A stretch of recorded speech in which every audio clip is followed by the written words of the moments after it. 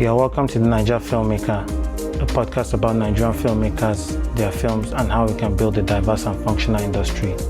I'm your host, Sele Got. On this episode, I'll be talking about rejection and how you can use it to your advantage. If you're a new listener, you're welcome and I hope you enjoy.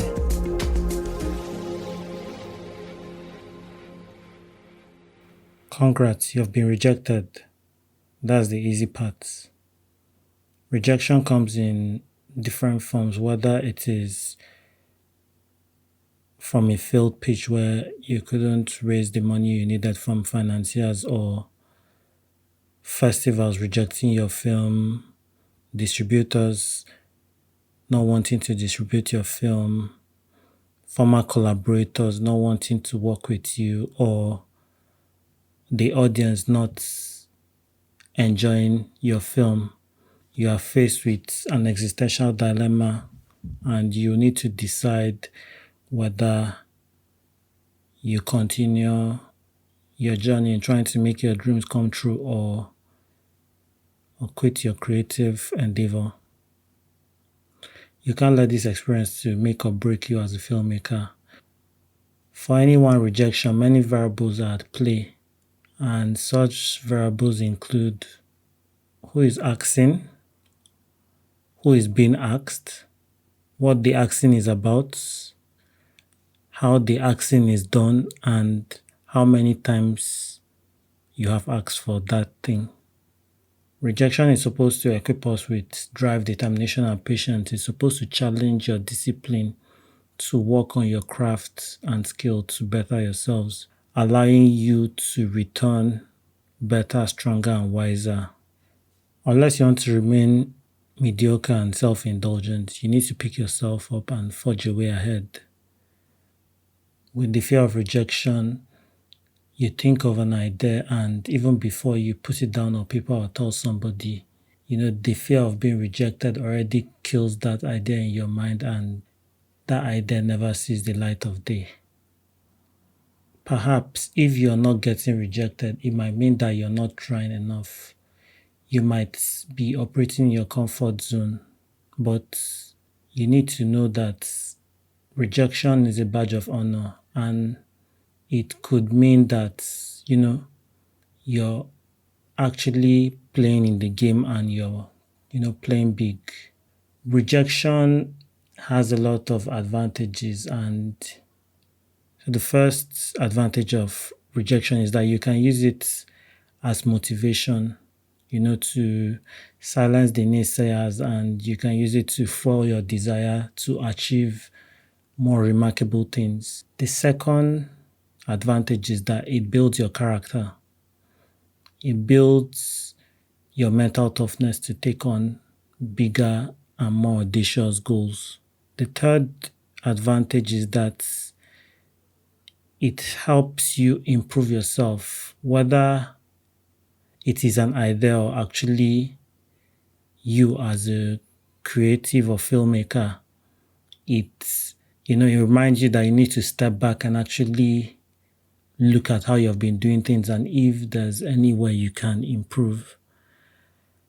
The final advantage of rejection is that you or your idea might not be worthy of the crowd you're seeking acceptance from. Your idea might be radically creative, and because of conventional thinking and groupthink, the people that you might be pitching to might not get it. So, once you get a rejection, you need to actually see what you can learn from this experience. Take a step back, align, and, find the right home for your idea or your skills. In all this, you need to trust your instincts. You have many experiences, and your intuition will tell you where you need to maybe avoid certain people, avoid certain situations.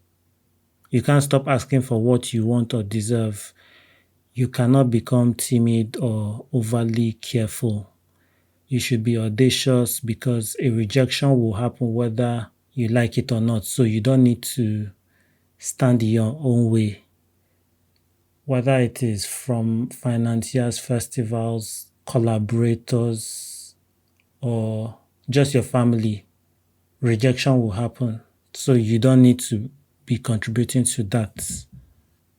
And if you procrastinate a lot, you might want to work on yourself and actually put your best foot forward in everything that you do. If anything is going to cause a rejection for you, it shouldn't come from you. It should be an external factor. So now for some ways to handle rejection. The first one is to ask why.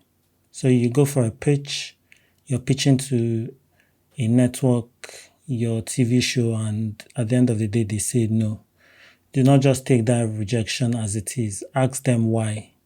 And asking why can reveal the reason and give you an opportunity to overcome it the next time.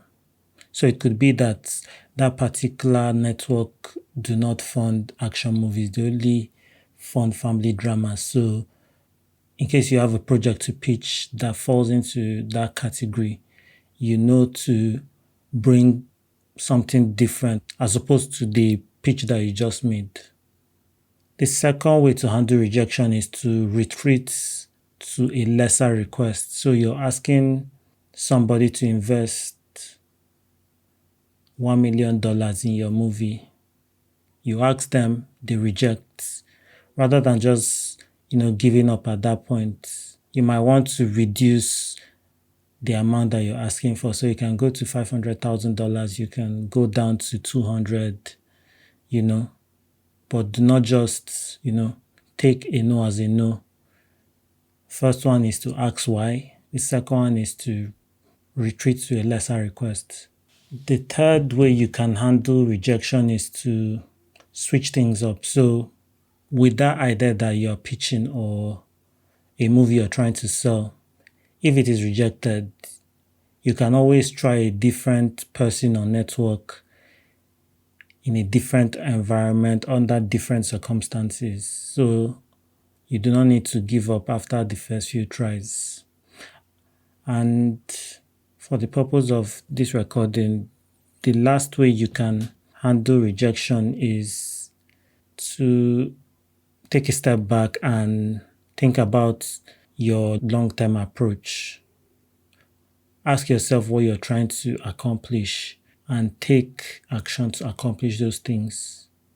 Sometimes you can get bogged down by minute details that we lose the bigger picture, but getting that rejection can help you to recalibrate what you're actually trying to achieve with your career or your film.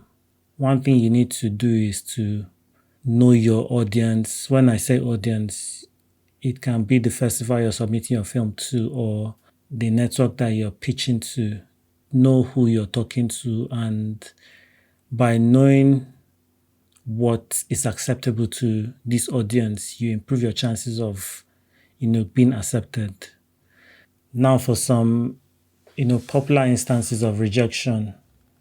The first one is Spielberg. Spielberg was rejected 3 times from University of Southern California School of Theater, Film and TV. He eventually went to a different film school where he started and ended up, dropping out.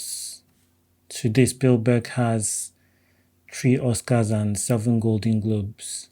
Ava DuVernay got rejected from Sundance 6 times, So the Duffer Brothers pitched Stranger Things to more than 15 networks who all rejected their show. The Duffer Brothers stuck with their idea and eventually found Netflix, who agreed to commission that project. The writer for Squid Game had been trying to make this series for over a decade and was rejected numerous times. He didn't give up. He believed in his idea, and eventually Netflix got involved in 2019 and Squid Games became the biggest series in Netflix history. So on your journey to making your dreams come true, there are certain things that you need to remember. The first one is that rejection is an opinion, not the truth. You shouldn't let it define you. Every rejection has a number. For Spielberg, it was 3.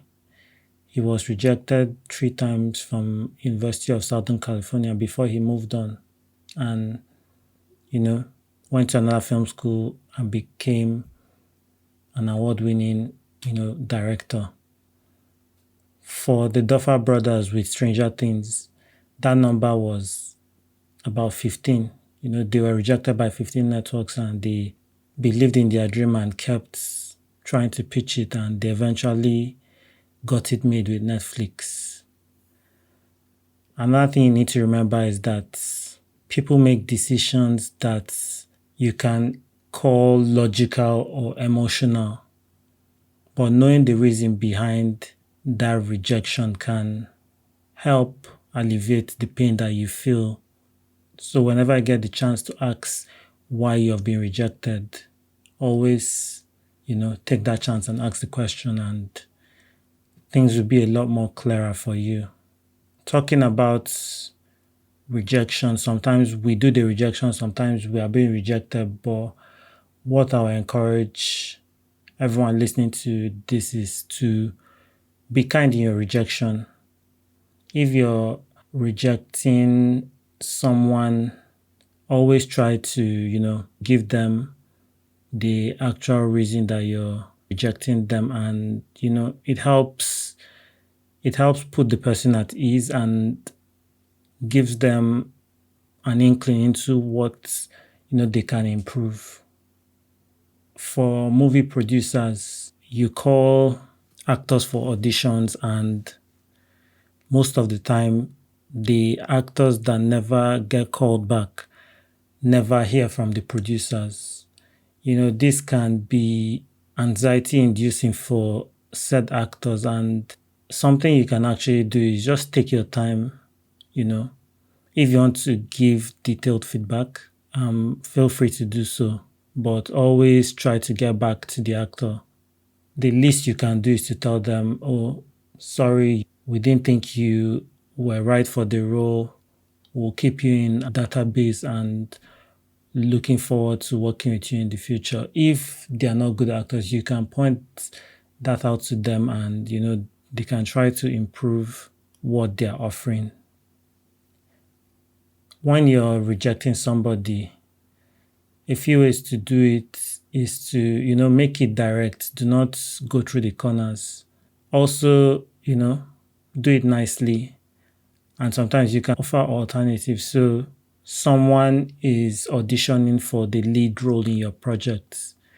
Maybe they are not right for the lead role. You can offer them a supporting role or a background acting role.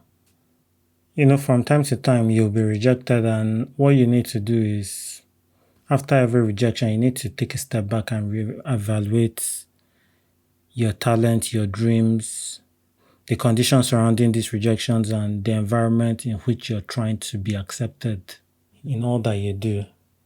Just remember that rejection is something that you have to define for yourself. It only means what you attribute to it. We have come to the end of this episode. Remember to rate and review the podcast. You can also follow me on Instagram, Twitter, and Facebook at Sele Got Film, and the podcast at the Naija Film Pod to share your feedback. You can now support the podcast by visiting the website to donate. See you on the next episode. Have a good one.